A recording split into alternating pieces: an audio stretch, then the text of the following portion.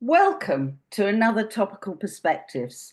I am absolutely thrilled today to have with us Dr. John Briffa, who I've known for well over 25 years and has done an enormous amount of work in the field of naturally orientated medicine. He's a journalist, author, speaker, and educator. So, welcome, John. So, it's lovely to chat to you today. And to you, Julia, thank you for having me.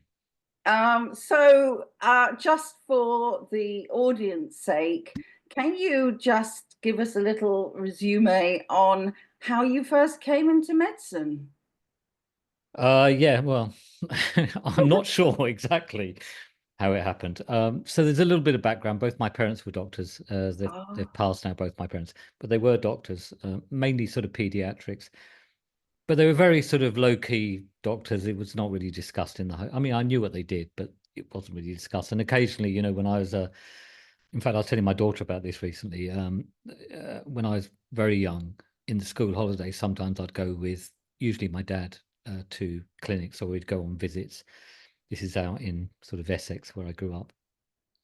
And so I suppose I had some introduction to it there. But as I was growing up, I was quite curious about things like, human biology for some reason. I know it sounds odd, but I was. mm, And I also had a kind of curiosity about things that were a bit, odd or unexplained. So back in the day, when I was growing up, there was quite a lot of magazines that came as part works where, one would be released every week or month or whatever. oh, And I yes. actually got my parents to subscribe me to one called Unexplained, which was all about, Oh, you yes. know, um, hypnosis or telepathy or Mm, spontaneous human combustion or whatever it was. And I had a sort of fascination in things that were not readily explained, if I can put it that way. And so I actually don't think I considered many other careers, and it felt a fairly natural fit for me. And so by the age of about the same age that my daughter is now, so she's 10. So about from that age, 11, certainly by the time I started secondary school, I think I had a fairly good idea that I wanted to be a doctor. In fact, I had lunch 2 days ago. I live in Portugal, and I had lunch 2 days ago with someone that was in my year at school, oh. who was kicked out of school actually in the fifth form, and then went into the fire brigade. It's a lovely bloke. But anyway, we were talking about that in education, and I really had sort of mixed feelings about about education. I always have, really, but particularly because it's sort of learning by rote. It's a sort of memory exercise, really, I think, and it also teaches a sort of compliance. You just have to Mm, fit in a yeah. bit. Neither of which I'm particularly into, neither for myself nor for my daughter, for example, or people in general.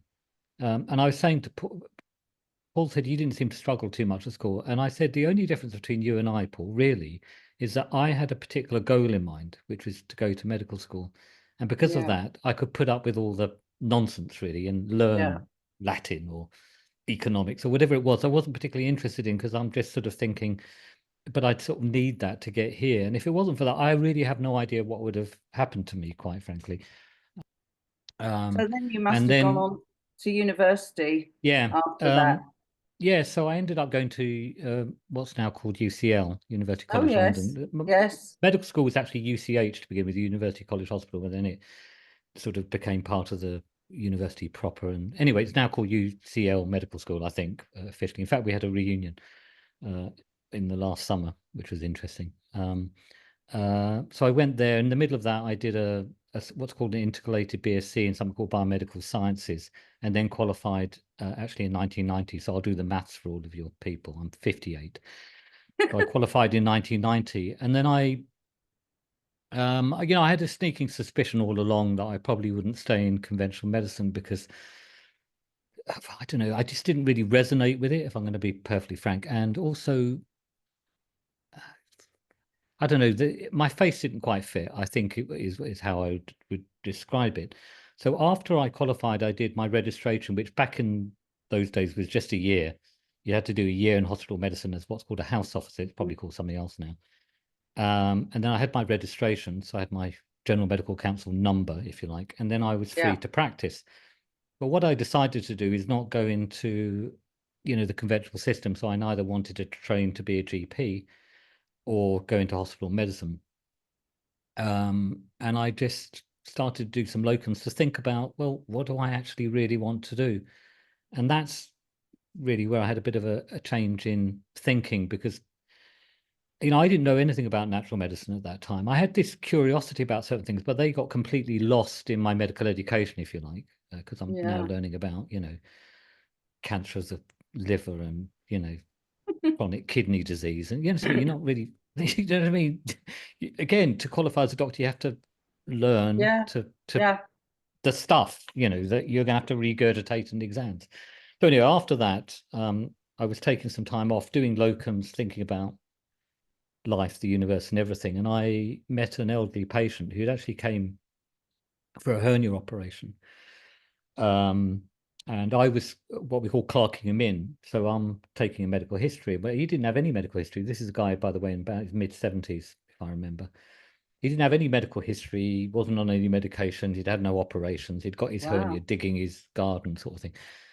And he was in a much better state of health than I was, because I actually had a few health issues at the time. So I'd had lifelong sort of eczema, particularly under my arms, and it was horrible. So I had eczema. I was really tired, and not because of like long working hours. I just, in the afternoons, very often I struggled to stay awake. I'd be standing in an operating theatre, treading on my own toes, trying to Long keep awake and hours. stuff like. Yeah, no, it wasn't long hours. Oh. It was actually a blood sugar related issue. But Oh. anyway, I didn't realize at the time. Mm-hmm. If you eat, I don't know, 2 rounds of sandwiches for lunch, you are probably going to feel tired at about three, Yeah. three. And it's that sort of stuff. I didn't realize it at the time. And this guy had much more energy than I did. It's very, very funny as well. I just remember. And I also was quite overweight at that time.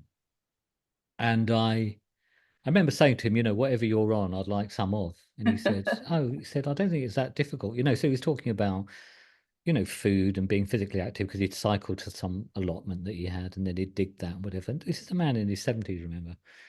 And he just had a very good attitude. And he also told me about supplement. I remember that he said, "Oh, I was listening to the radio some years ago, and they were talking about antioxidants." This is early 90s now. This is Yes. way ahead of Yeah. its Yeah. time. Okay. Yeah.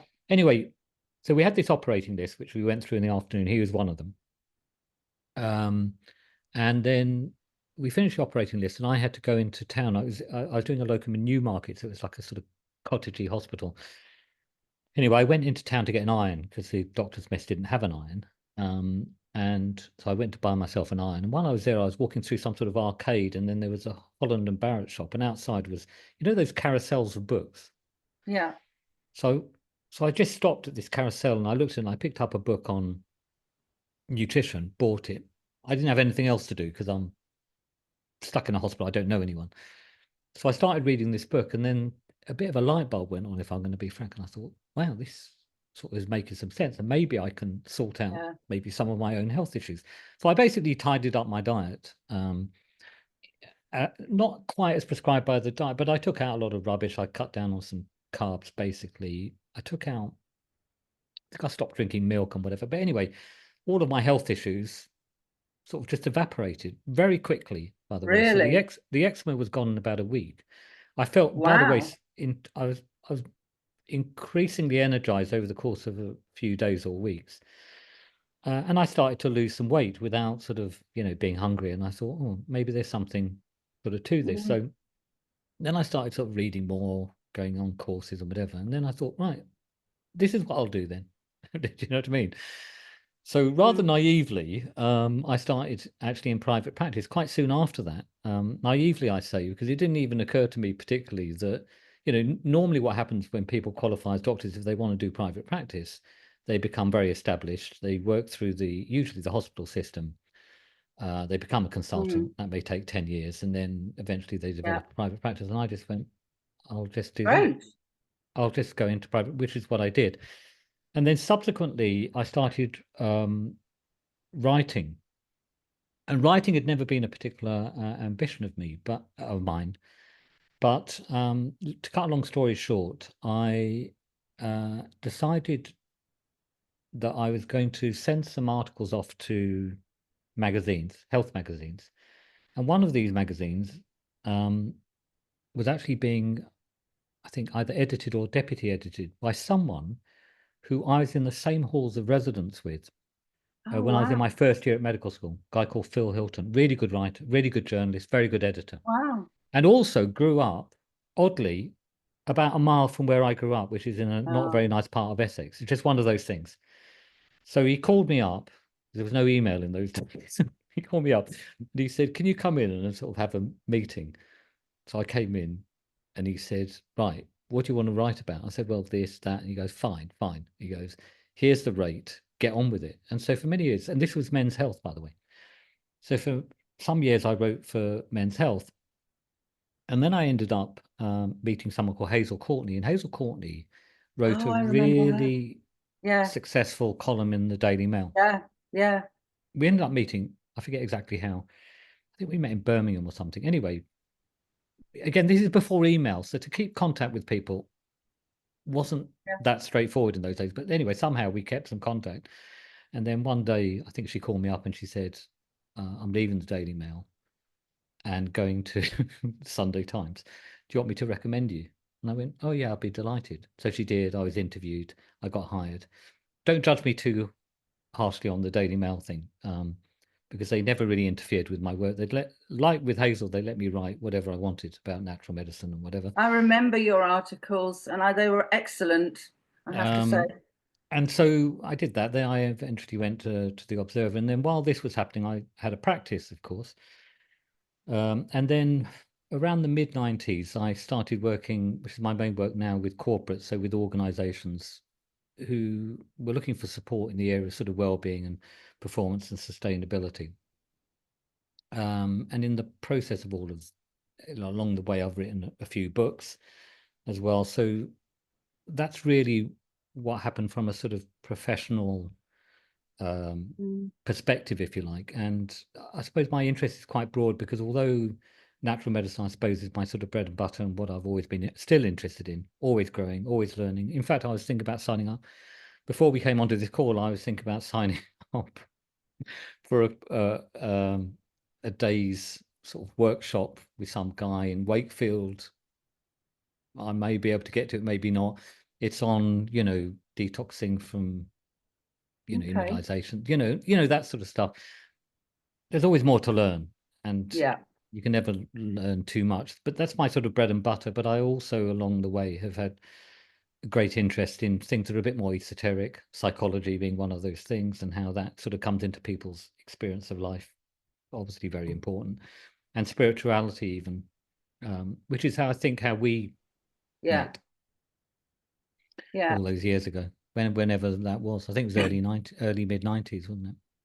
Because, of course, the whole thing with diet now is well Mm. known, or, pretty well known. But back in the early 90s, as you say, it was probably something quite revolutionary. Well, it's Um, funny that you should mention that because when I decided to make a move in that, I remember once I was sitting in a pub and there were some people that I'd gone to medical school with there. And there was someone from my year at medical school called Kate. And I was telling her what I wanted to do. And she was saying, she's northern, she's going, "I think you're completely mad, Johnny." And I said, "Why is that?" And she goes, "Oh, it doesn't matter what you eat, and it's all calories and oh, whatever. And this. And I said, "Do you really?" I think I said something like, "Do you really believe that, whether it's salmon or blueberries or cake or whatever, and it's all the same in terms of its impact on the mm, body if you account for calories?" And she said, "Yeah." Anyway, that's the last conversation I had with her until the reunion, which was this year. I'm at the reunion, and Kate walks in and comes up to me and says, "Oh, how are you? I hear that you've moved to Portugal." Yes. And she has a place in Portugal. She goes, "We should meet up." So I met up with her in the summer with her husband, who was also in our year at medical school. And we went out for lunch and we were chatting. And I reminded her about this conversation, which she couldn't remember. And then she was sharing some nutritional, if you like, insights of her own. And mm, basically, she has come around to concluding that for her at least, okay, the best approach really is a diet lower in carbohydrate than I think we've been traditionally recommended to eat, which I'd go along with. And I said, okay. "I don't want to patronize you, Kate." I said, "But my personal opinion is you have come to the right conclusion almost certainly. Does that make sense? But it was a funny experience with this. I'm not saying I was right all along, by the way, at all. It was perfectly normal in those days to believe that nutrition had hardly any influence on health. I remember once Hazel Courtney, when she was writing for the Daily Mail, called me up and said, "Oh, I've had this complaint from a gastroenterologist." I said, "Why is that?" She said, "Well, I was talking about how to improve the digestion." And I said, "So?" And he said, "Well, he wrote me this letter." And then she sort of read it out to me. And he literally wrote, "It makes no difference whether you eat bananas or cream or old boots and laces to the digestive Oh my system," goodness like this. me. Wow. And that was not such an No, unusual sort of that, opinion to have back then. It just yeah, wasn't that unusual. These days, obviously, yeah, you can't move or, pick up a no, magazine or a newspaper for some theory on how you can use nutrition to yeah, improve your skin or your gut or your microbiome or whatever. Do you know what I mean? It's sort of all yeah. the rage. But you're quite Well, right. Back then, it was very esoteric, very yeah. rarefied, and most people didn't really consider it very much. No, Mm. I'd like to share a couple of things with you, actually, John, about that. My father is a case in point. My father was very ill. This was in the 50s, late Mm. 50s. So I was very young. And he was literally fading away. I mean, he went down to 5 stone something. People thought he probably had cancer. He had all the tests. He didn't have cancer. And he was just ill and ill and ill. Fortunately, my mother worked in a hospital, Hmm. and there was this new guy had come in, and it was about diets, I suppose. Anyway, it was a last resort. I mean, literally, my father was dying in front of our eyes, Hmm. and he went, and basically he had an extreme allergy, if you like, to gluten, Hmm. and he was put on a gluten-free diet, and within 2 weeks he was getting better, Mm. much better, putting on Yeah. weight and so on and so forth. And the thing is, and why I'm telling you this is because he had so much stick from people. People were saying, "What do you mean you're psychosomatic? It's, Ah. bread is the staff of life." You can imagine in the late 50s, early 60s, what sort of stick he got. Yeah. And sadly, he had a brother who died years and years before, exactly the same symptoms. So he died. He must have Mm. had the same complaint. He may well And the have. other thing I'll put into the mix here is you talk about you going off dairy. My husband, as since he was born, he had asthma, eczema, all that stuff badly. And I was listening to a radio program, this would have been in Mm. the early 70s, Mm. and someone was talking, it must have been a doctor, who's saying, if you've got this complaint, the thing is to give up dairy. And I told him, and he gave up dairy, and everything went. That's it. Everything went. His asthma, his Yeah. eczema, everything. So, it's obviously self-evident that this works. But on that note, do you think that, as you rightly say, there's lots of information about it? Do you think it's gone a bit over the top, or where do you think it lies now with people? Well, over the top a bit really, because where there was a paucity of information. By the way, just coming back to your point on dairy and asthma and eczema. So my eczema was dairy related, but I'm also, I think, gluten sensitive.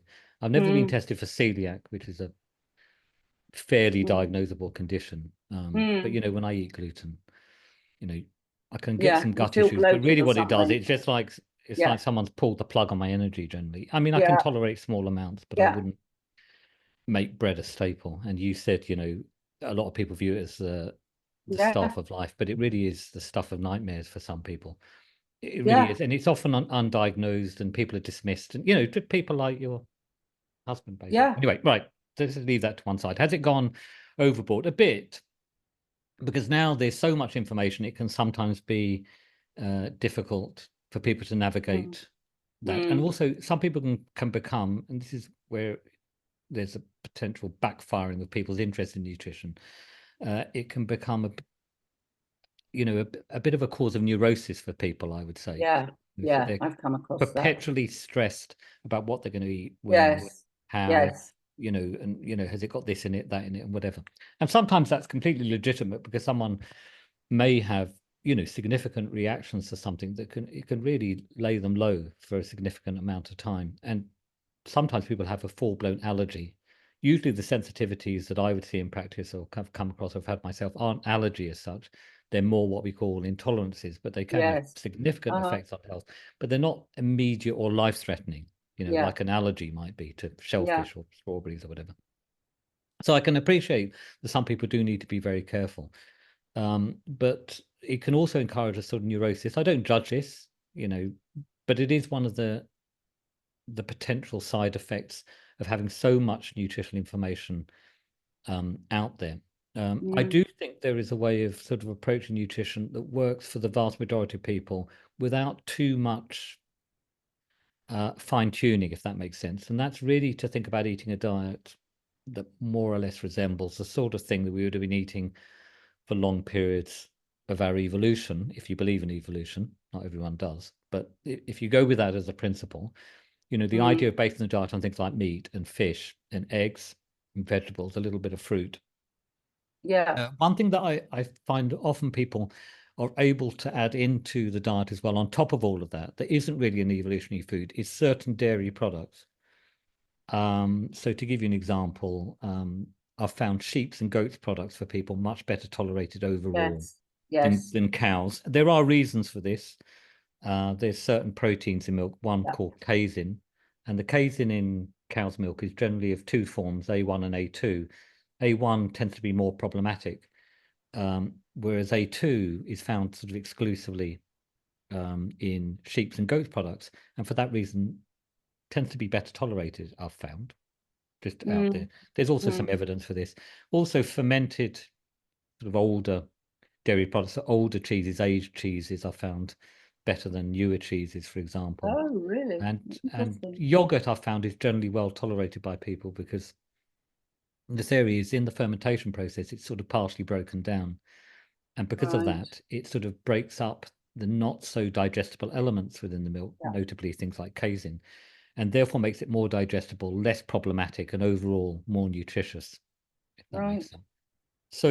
So, usually if someone's eating, a fairly primal, you could call it paleo sort of diet with some carefully chosen dairy, they're going to be broadly all right. It won't work for everyone because you can have all sorts of sensitivities and issues and whatever. And Yeah. some people don't want to eat those foods, for example. They're not, they want to eat something else. Mm. But for the great majority of people, I've found following that basic principle, detuning from what you might read in the Daily Mail that's completely contradicted the following day, or even in the same article of the paper, is sometimes a good way of just steering a course through the morass of information out there. I wonder what you think of vegans. Vegans or veganism? Well, both. Well, I don't want to annoy anyone here. I'm not a fan of vegan diets. Okay. No. So first of all, there is evidence that in certain areas they are clearly deficient. So the classic one is B12. So a vegan diet Yeah. won't contain Yeah. B12, and if you eat a vegan diet for long enough, almost certainly you're going to become B12 deficient unless you're supplementing, and that can have a raft of problems associated with it. In fact, I'll tell you a funny story. One of my really dear friends, someone called Leanne, who I met, by the way, when I first had a practice in the City of London in a gym. A lovely lady. I remember, so she was vegan for many years. I don't think she'll mind telling this story. And then one day she said, "Oh, I've got a problem with my tongue." And I said, "What's Oh, that?" She said, "Oh, it's swollen and tender." These are classic signs of B12 deficiency. And she are wasn't they? supplementing with B12 either. And I said, maybe see your doctor and say you think you might have a B12 deficiency. These are classic signs, by the way. And she went along, and as is often the case with certain doctors of a certain disposition, was completely dismissed, like as Yeah. if is Yeah. this Dr. Google or Professor Wikipedia or whatever, what I mean? Really just dismiss, very anyway. Mm. But it was B12 deficiency, and she ended up buying B12, giving herself injections and curing herself a lot of ills. And anyway, the point is that that's one potential deficiency, but there's plenty of other ones. So you may be a bit deficient in protein. It's difficult to optimize protein on a vegan diet. There are certain essential fats, particularly those that come from oily fish, that may be a bit of a Mm. problem. Certain B vitamins, zinc, for example, may be an issue. iodine can be an issue. It's just difficult to eat optimally on a vegan diet. And Yeah, so my experience with it is partly there's that science there, okay, but also my experience with people with veganism is that first of all, there are statistics that show the vast majority of vegans default back to a non-vegan diet. Something like do they? 80%. Yes, yes, because Well, very it's often very they'll fashionable at the moment, isn't it? That's the thing. is it? Yeah. Because I know we hear all of this, okay, but then if that's the Yeah. case, how is it that, meat substitute foods that are Yeah. generally awful, by the way, although very popular at one point, Beyond Meat and the Impossible Burger and whatever, sort of spiked in popularity. But actually, the sales of those, you never hear about them now, do you? And that's because No. sales have fallen off. They've fallen off a cliff. Right. Now, but anyway, getting back to the veganism thing. So what I've found with people is this, is that when people go vegan, very often they improve. And I have a feeling they're putting often more emphasis on, fresh produce and getting Yeah. rubbish out of the diet or whatever. And that's all stands up. But usually over a period of years, sometimes as quickly as a couple of years, but usually by 5 or 6 years, people are starting to suffer. So very often the life has drained out of people a little bit, in my experience. Yeah. You can Yeah. see it in their faces very often because they go quite sort of wan. There's this sort of sallow, Mm. grayish hue that you sometimes see you quite commonly see in long-term vegans. This is not to offend anyone, by the way, because there's probably people out there, to think, what would you know? I'm just telling you what I observe, okay? And I'm not Yeah. judging any of it. And I could totally understand why someone may become vegan for ethical or moral Yeah. reasons. I Yeah. Yeah. remember, years ago, had a dog, and one night I dreamt that I ate him. I Oh. honestly was I still think I'm holding the trauma of that. Do you know what I mean? I'm not glib about it, eating animals or anything like that. But let me just say, while I understand why someone from an ethical or moral perspective may not eat animals, from a nutritional perspective, there is Yeah. reasons for eating a more sort of omnivorous diet. Okay, Yeah.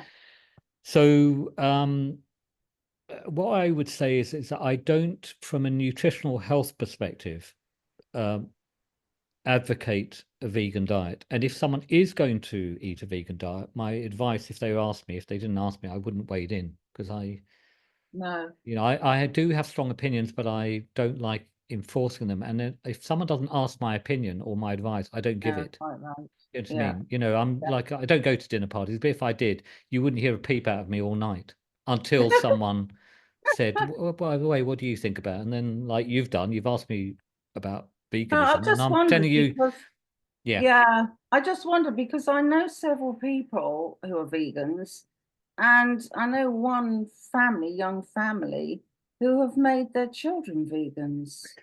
Well, I'll tell you a Uh, little anecdote about this. So years ago, he's still a friend. I had a friend, and my daughter Lily, who's now 10, had just been born, and he came to visit with his family, and he had I don't know, his son was maybe 3 years old, and they came to visit, and just for the evening, and his wife or partner at the time was vegan, the child was vegan. And I remember looking at this kid, and I don't know if you've ever seen like a film where within the film there's like a Victorian ghost child, like a child that's a ghost, oh, and they sort of yes. appear. Do you Yeah, know what I mean? yeah.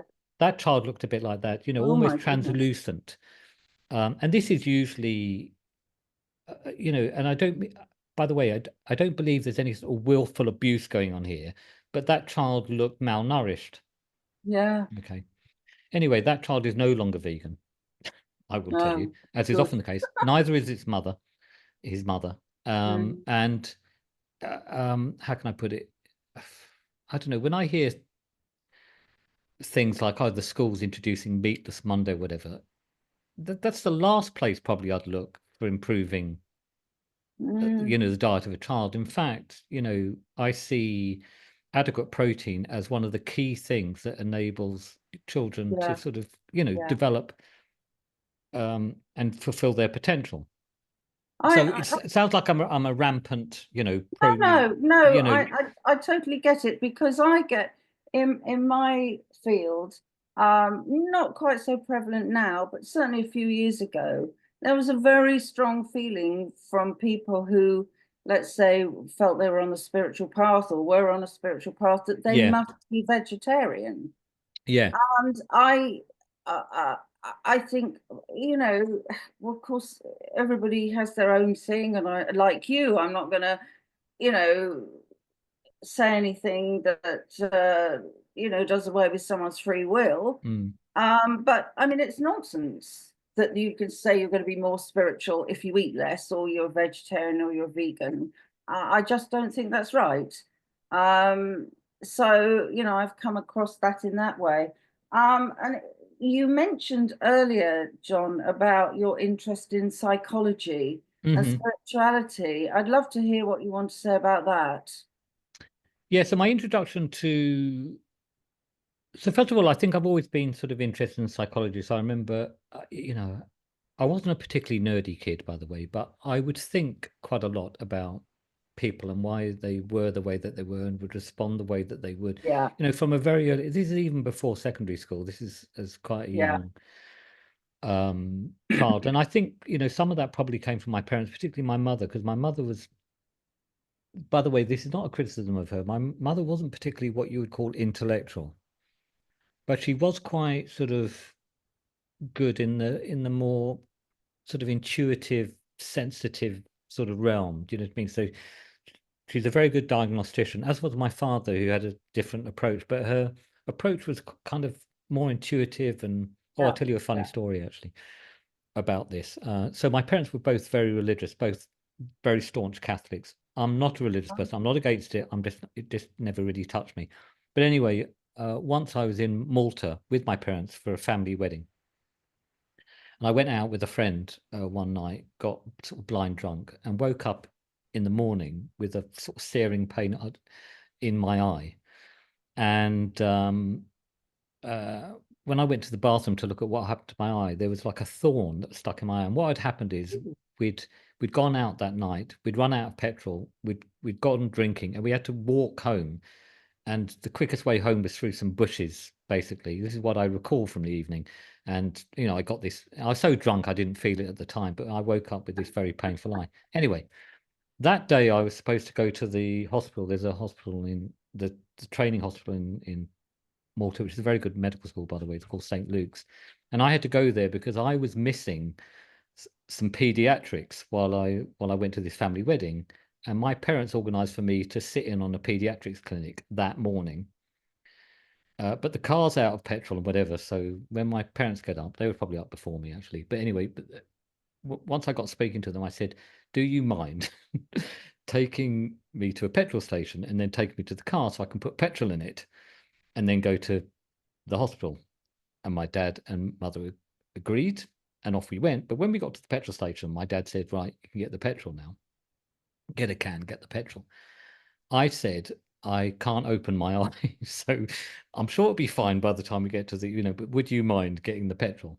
My dad said, "Okay," gets out of the car, and I'm sat behind my mother, and my mother put her hand between the two front seats of the car and held onto my trouser leg. And as she did that, my eye completely cleared of any sort of pain. Wow, Then my mother said, "Yeah." And my mother said, "How's your eye now?" Very matter of fact. I said, wow. I said, "Oh, it's fine." And then she let go of my um, trouser leg. And then we sat there in silence for a few seconds. I'm thinking, "Hmm." So I say, "What did you do?" And this is typically my mum. Very matter of fact, she goes, "I just prayed to the creator of heaven and earth," like that. Oh, In this, my mother was quite like that. She's quite a sort of quite like you, okay. I would say. Similar sort of personality. So how do we get around to that? So my mother was very good at sort of sensing things, I think, and Mm, picking up on things. And, you know, I think if I could sound self-ingratiating, I think I sort of inherited a bit of a tendency to be able to sort of intuit things and pick up mm, on things and not necessarily have all the facts at my disposal. I remember, I'd go home sometimes. Someone would, like one of my friends would have a parent who's got a health issue. And, I'd say, "Oh, Sean Kelly, my mate, Yes. He said, mother's got this thing. Oh yeah, what is it? And I'd give her a couple of, no doctors have sussed it out. I'll tell her, and then she'd go, and she'd just sit there and she'd go, thyroid or something like that. She needs to have her thyroid looked at or whatever, with very sparse sort of information. Anyway, the point is that the psychology piece of it, I think I've always been interested in. And then I started to sort of use it a bit more because once I was in clinical practice, you see people with all sorts of issues. I saw just about anything in clinical practice when I was in practice. But obviously people have got some stuff going on. Who hasn't? Who here? Who Yes. amongst us? Who do Yeah. you know who isn't stressed by stuff? Who hasn't got Yeah. stuff going on professionally or Yeah. personally? Usually both. It's almost everyone. I mean, literally. And I think I've coached about 8,000 people. I saw about 25,000 odd people during my time in clinical practice. And I don't think I met anyone or know anyone personally that's devoid of Mm. stress and issues. I just, Mm. I'm sure they exist. I don't know any of them. I've never met any of them. So obviously, if you're trying to be as effective as possible as a sort of practitioner, you probably Yeah. want to develop some skills and some interests and some, need to be curious in those sort of areas, not just for your patients, but for yourself, because obviously you want to maybe develop as a human being yourself. So I started to, think about, what can be at the root of some people's issues. And, we can't go into it now, but what I've realized is, a lot of our issues are very often, and I don't mean this judgmentally, I do it myself, sort of self-made. We have patterns of thinking that can Yeah. get us into trouble. They can make it, Yeah. difficult for us to lead a fulfilling, content life. I can give Mindsets, you an I would say. example. Yeah, it's certain mindsets. I mean, one is a classic one, and this is quite common, is caring too much about what other people think. Oh, yes. Right? It's a classic. So Yeah. you have people pleasers that Yeah. show that, or Yeah. grand displays of wealth or status. It's the Yeah. same thing. Fear of public speaking. It's all really rooted Yeah. in this care Yeah. about what other people think. And as I try and remind my daughter, who's quite good at this, by the way, she's only 10, is that the less you care about what other people's opinion is Mm. of you, the easier and better life is going to be generally.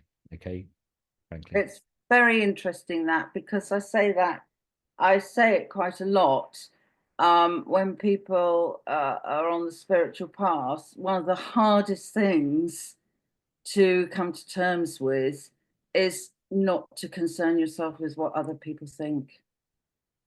I couldn't agree And more. there was I wonder if I can quote it correctly. I heard a comedian say this. He said, "You will worry a lot less about what other people think when you realize how rarely they do think Well, about that is you." also true.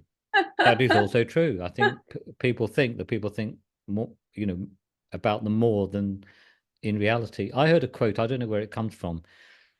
I think it's the next American president. I don't know. But anyway, the quote is someone else's opinion of you is none of your business. And I broadly agree with that. Mm.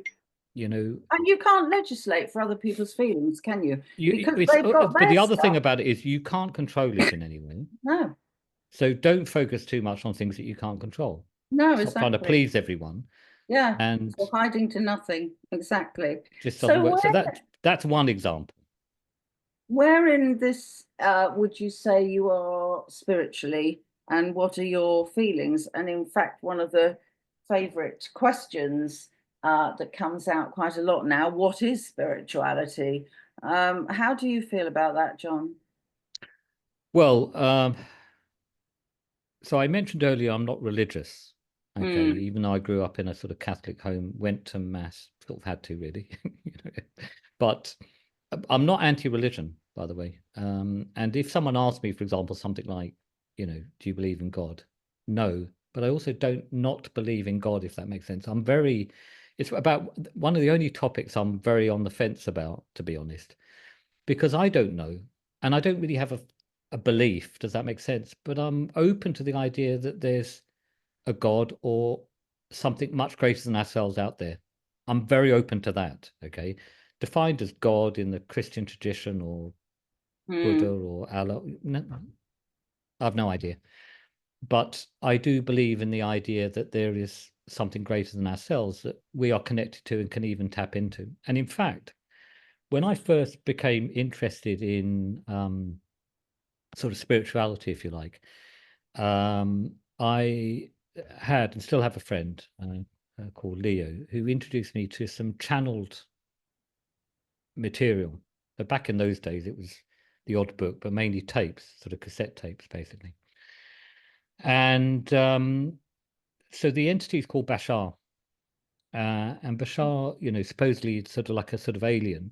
And my attitude to all of these things, another thing that I became familiar with is another sort of supposedly channeled entity called Abraham Hicks, if you've ever come across that. But anyway, I don't care what the source of it is at all, really. And I don't care whether these people are playing the part of a channel or they are genuinely makes no difference to me, because at heart I'm a pragmatist, and all I'm interested in really is the quality of the Yeah. information and whether it works for people. That's all. Yeah. The That's all song, I'm not really the interested in. singer. Yes, yes. I couldn't care at all Yeah. about the messenger as such. I Yeah. do like to feel that they're a good person in there. Do you know what I Yeah. mean? You get a sense, is this Genuine. just all about them and ego, or are Yeah. they Yeah. trying to bring something helpful to the world, basically? And so, the point is that I've come across a lot of information like that that I have found personally hugely useful. So I'm going to give you an example of this. Okay. So early on, when I was listening to the Bashar materials, one of the points that Bashar makes, or the channel, someone called Darryl Anker makes, with it supposedly being Bashar, is it's very important in life to sort of follow your excitement. So, Oh, that may mean not planning too far ahead. It may mean basically focusing on things that excite you somehow yeah. or you're drawn Joy. towards. Yeah. So follow your joy, basically. Yeah. Now, that was a bit of Absolutely. a, how can I put it? It may not sound revolutionary, but at the time, so I'm, Mm. very early on Mm. in my career, instead of sort of plotting out, oh, I should do this and do that, and whatever, I decided to sort of essentially, I took this on board, decided to dispense with all of it, and then had no plans at all. Okay. So, you know, sometimes people actually ask me for careers advice because I suppose my career path has been somewhat unusual. Okay. It's certainly not conventional. And I've always, I think, disappointed them by telling them what I actually think, which is my advice is do what you feel you should be doing. Yeah. So, for example, like I may go to Wakefield in a week. Um, Whether I go or not is not planned yet, and it will be determined on how I feel about it Yeah. close to the time. Is that something I really want to do? Not something should Yeah. I do? Do I want to do it? Am I excited by it? And that ability, to follow your joy is, Mm. I don't think it's a particularly common thing. But I think, it's something, for example, that I've learned through having connection with sort of spiritual material that I Mm. feel has been highly useful to me. This is just one example.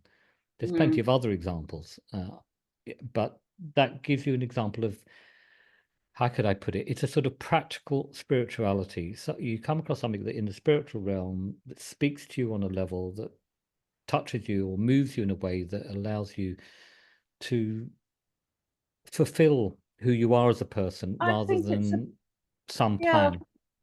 I think it's about honesty, isn't it? So, you can talk about shoulds, oughts, coulds, mights. They're not, generally speaking, honest. Their mindsets probably by somebody else. But if you say to someone, what gives you joy? And I say Hmm. that quite a lot actually, what gives you joy? Particularly if people are sort of thinking about career moves and that, what is it that really, when you get up in the morning, you're excited about? And Yeah. that's such a positive energy, and it's real. It's not shoulds, oughts, coulds, might. It's real. So there's this flow of energy. I'm Yeah. absolutely with you. Yeah. And I think, yeah, this should, could, ought Mm. to, all of that. It doesn't really work. It's usually about other people that as well. Do you know Yes. what I mean? There's a sort of Yeah. obligation. And Yeah. I strongly resist doing things out of obligation. Makes me sound like a Yes. horrible, selfish No, pig, no, I'm but no, absolutely with you. it doesn't have to be selfish as such, because very often what brings joy for people, in fact, it's very rarely the case that what brings true joy to people is not in service of others. That's what I found with people generally. When you dig down, you find what really sort of touches people, what their purpose, it's an overused term, might really be.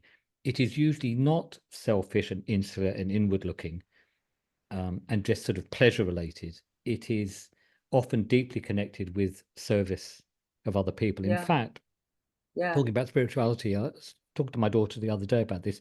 Years and years ago, I mean, really early on in my career, I went to a lecture on feng shui. Oh, yes. Yeah, put your rubber plant here and whatever. I've hugely demeaned it there. I didn't mean it that way.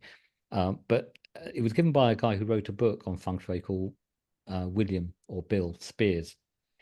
And I remember when I went to the lecture, he said, I'm going to disappoint you all here because I'm not going to tell you about rubber plants. I'm going to talk to you about the inner game of feng shui and how you can approach each of these houses. I think there's 9 houses in feng shui, in a way that will allow you to get better results. So I'll tell you a couple of stories about this.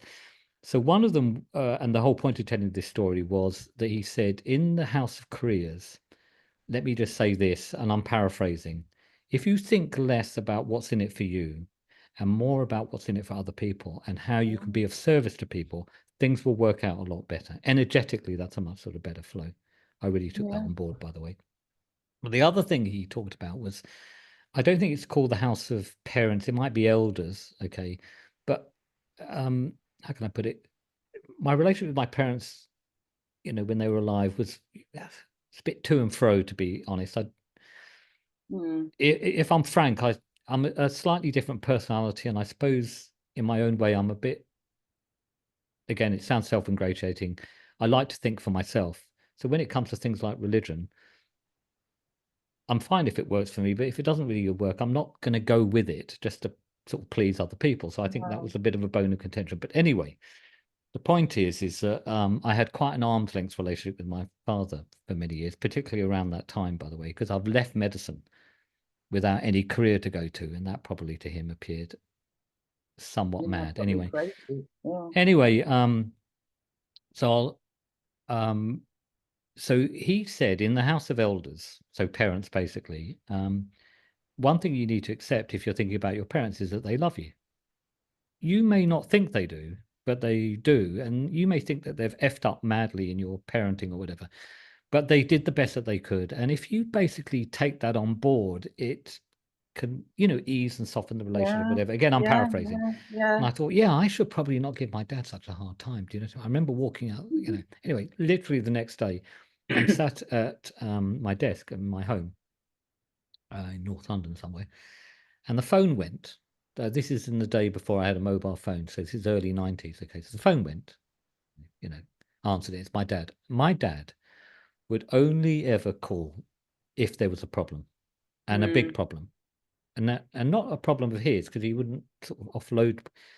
There's a problem with me. I remember once I had a problem with the medical school, the details of which we don't need to go into. And he called me and told me what had happened. He was very calm about it, but it was a problem. Okay. Anyway, so he called and he says, it's Pop. And I went, okay, what's happened? And he goes, no, nothing's happened. I just want to tell you a story. I was in W.H. Smith and I saw a copy of Men's Health and I was looking through it and I found an article of yours. I decided to buy it. I went up to the cashier and actually, as I'm buying, I said, that's my son, pointing to the article, basically like this. Said to me, this is completely out of character. Never done anything like this. No real, I'm not judging him, I'm just telling you what happened. No real acknowledgement. And literally the day after, Bill Spears goes, just ease off on your parents a bit, accept that they love you. They may not show it in a way that you like or appreciate, but they do love you, almost certainly. And you know what I mean? And literally the next day, do you see? So I don't know if you'd call this spirituality, but certainly there's something, energetic about it. And it's about, the key thing is, it's about being more the master of your own destiny, rather than feeling that you're just sort of blown about in the winds of fate or something. That the way that you approach life, the energy that you give it, where you put your focus, how you feel and think about things, is then potentially reflected in the experience that you have of life. Okay. And certainly early on, once I started to become interested in matters spiritual, this made me, I think, very much who I am today. And it really allowed me to sort of settle more into who I actually am as a person, rather than some version of myself that I had in my mind or other people might have in their minds, if that makes sense. It, which I think is the beauty about spirituality for people very often, is that they get to be increasingly comfortable with who they are, Yes, their essence, absolutely. rather than some construct that either they've Yeah, applied or they've taken on from other people's sort of yeah. expectations. Sort of It's connects with what we were talking about earlier. it's really lovely to hear you talk, and I mean we haven't had a chat like this for years, John, and it's very interesting that you're virtually voicing things that I say all the time to clients and students. So it's not that Can I'm I saying can I just remind you that, about something, because there's a connection here between all of this and how we met. right, So you may not remember how we met, but I do. And so let me right, just remind you. So when I first had a practice, it was actually in an office in a gym in the City of London. And one right. day, someone came to write a piece about the services that we were offering, some quite innovative medical services at that time to write. And so he was the editor of a magazine, but also a personal friend of yours, if you remember. Do you know what I'm Yes, he talking about? was Okay. originally a student of mine. Yes, became a Okay, friend. fine. So he came in and we're having a chat, and he's sort of interviewing me, and then he said something like, "I think you've got some healing potential." And I said, I didn't really know what he was talking about, but I'm a curious person. I said I wouldn't know what to do with it as such. And he goes, "You should go and have a reading with Julie Soskin." So, because I'm quite compliant, no, I had curiosity. I'll go and do that. I've never had any sort of reading before, anything of that nature. And you won't remember this, okay? But I Yeah. remember certain elements of that reading very well. And one of them was my grandfather came through. Right. And I was very close to my maternal grandfather. In fact, if it wasn't for him, I don't think I'd be anything like who I am, because he had a lot of influence on me, partly because of the way that he sort of spoke and dealt with people. Mm. A very sort of curious, respectful sort of person. But also, he was a teacher, and he was a very good teacher.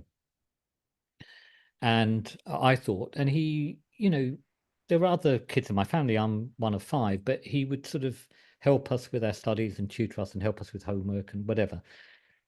And he gave me a bit of a love of teaching, if I'm going to be frank. I think it sort of imbued in me. Anyway, so you said, "I've got your grandfather here," and then you sort of described him, and I went, "No, that I sat there respectfully. I was going, no, it doesn't. That's it."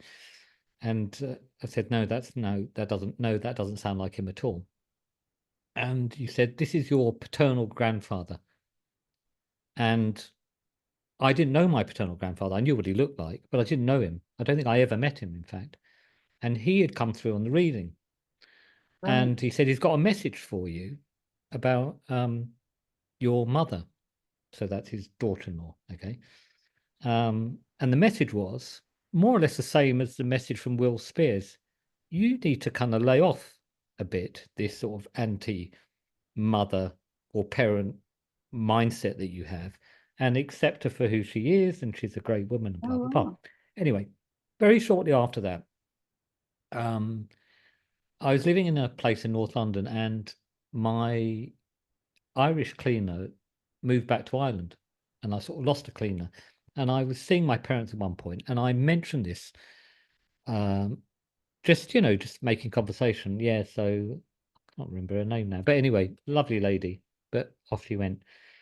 And my mum said, "Oh, in the interim, while you find another cleaner, I'll do some cleaning for you." She's retired at this point, of course. Now, my natural tendency would be to say, more or less, "F off, I don't need." No, I wouldn't have said this, but in my head, I'd be thinking, I'm 27 or whatever I was. I don't need my parents cleaning for me. Do you know, do you know what I mean?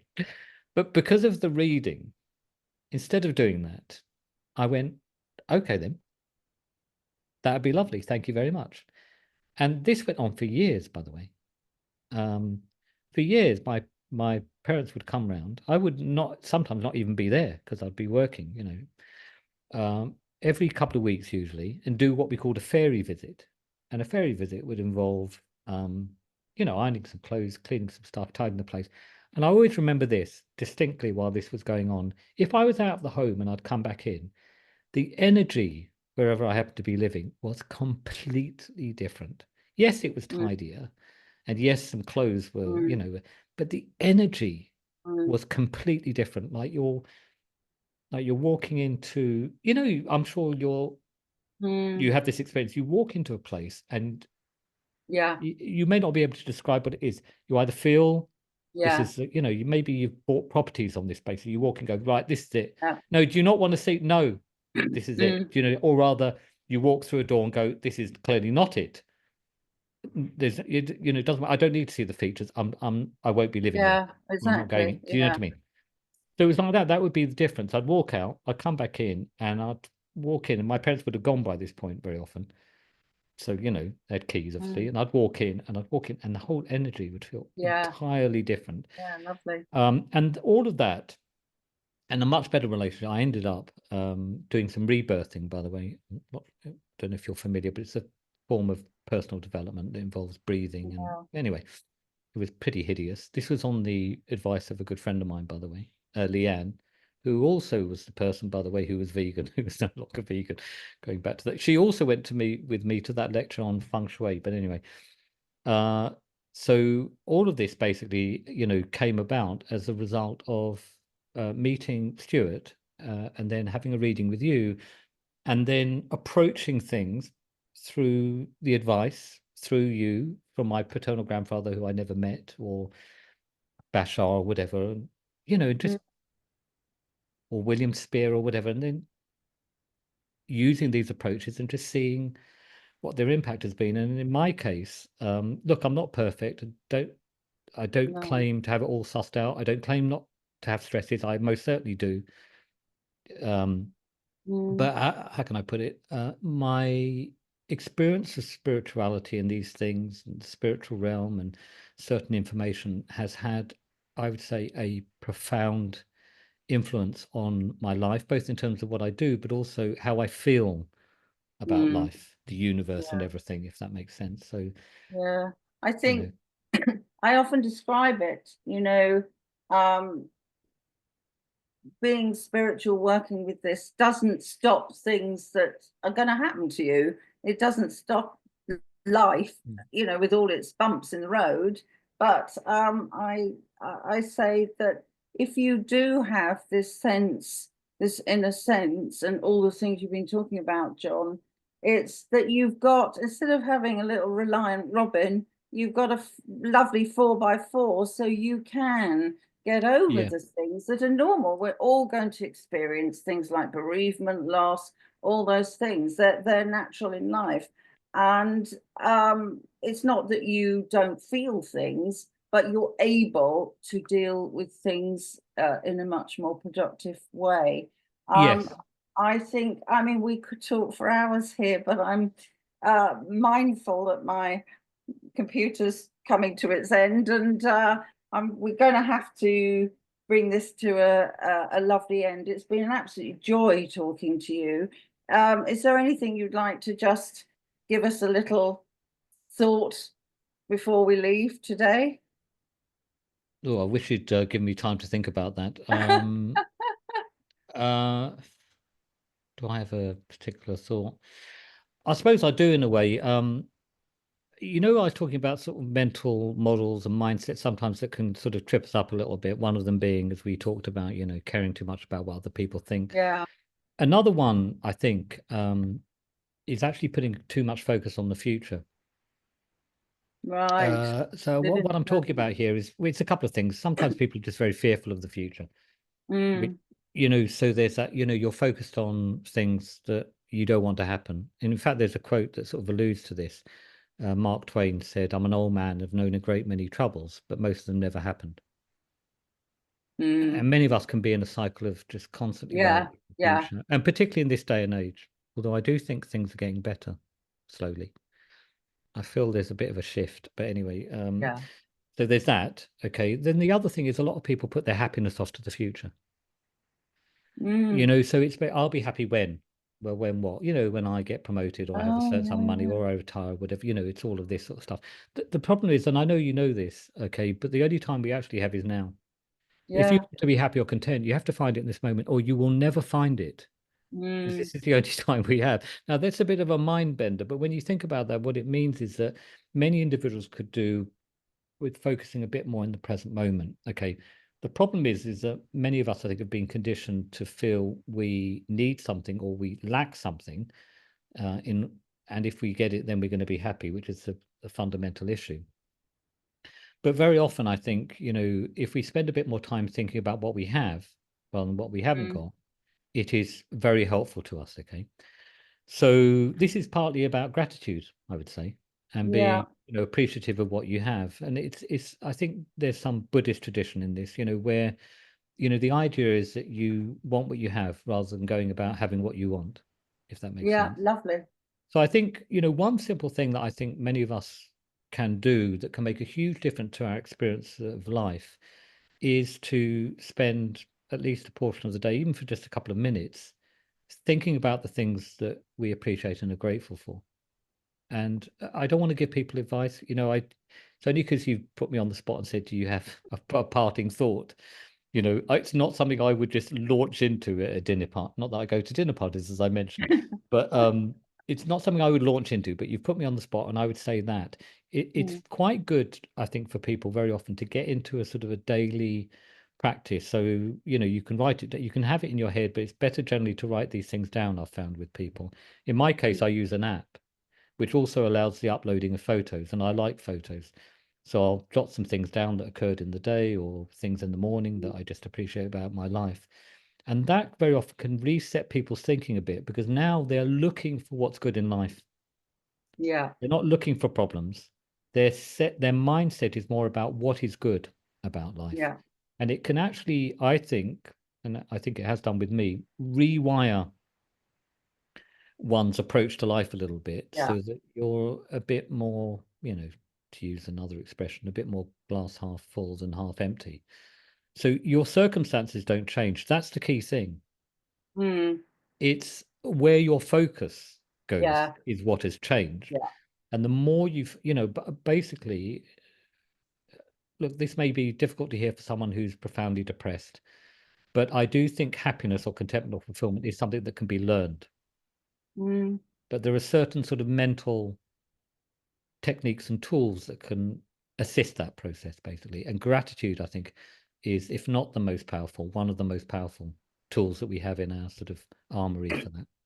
I think that's an absolutely lovely thing to say, John. And I think we'll have to have you back again because you're such a mine of information. I'm very, very grateful for your time today. I know that you're a very busy man, and I thank you very much and hope to see you again soon. Thank you. Thanks, Tony. Thanks for having me.